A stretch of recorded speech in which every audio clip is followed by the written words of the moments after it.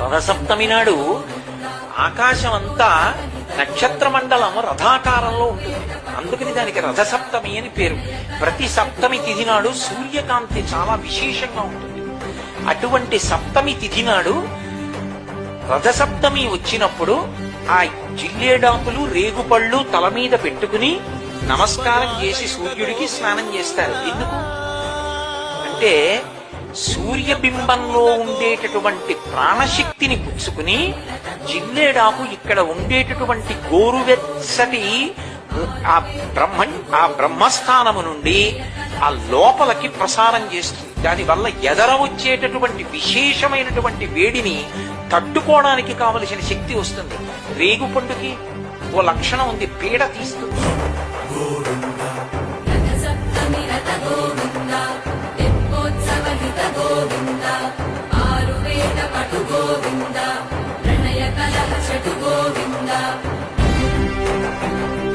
పొద్దున్నే లేచి సూర్యుని చూడబోయే అందరు దైవాలు మనకు కనపడరమ్మా. మన అదృష్టం సూర్య భగవానుడు ప్రత్యక్ష దైవం. కనపడుతున్నాడు, హాయిగా కనపడుతున్నాడు. 15 కోట్ల కిలోమీటర్ల దూరంలో ఉండి ఒక కిరణం మనకి ఇక్కడికి చేరాలంటే 9 నిమిషాలు పడుతుంది.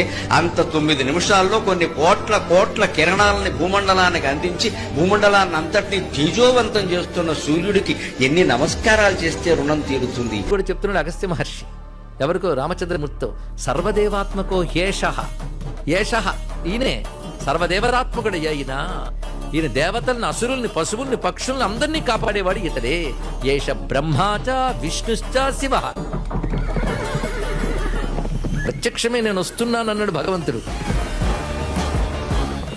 సూర్యుడిని భగవంతుడిగా చూడలేకపోతే నిజంగా భగవంతుడు ప్రత్యక్షమైన చూడలేవు. ఇక్కడ ప్రత్యక్ష పరమేశ్వరుడు సూర్య భగవానుడు. అందుకే కర్మసాక్షి అసౌ ఏషః అని వేదం ఎంత చక్కగా ఆనందంగా చెప్తోంది ఇక్కడ.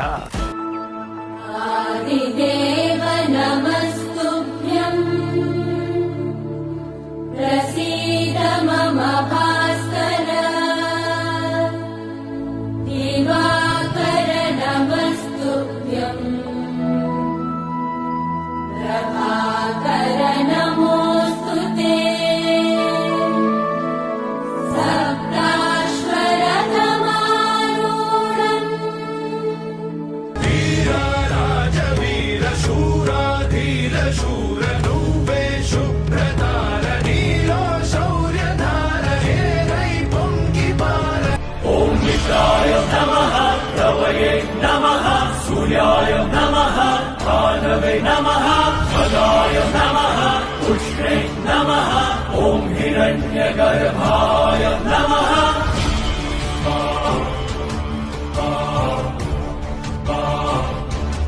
ఉదయం సమయంలో తూర్పు దిశగా నిలబడి చేతిలో నీళ్లు తీసుకుని అర్ఘ్యమిచ్చింది.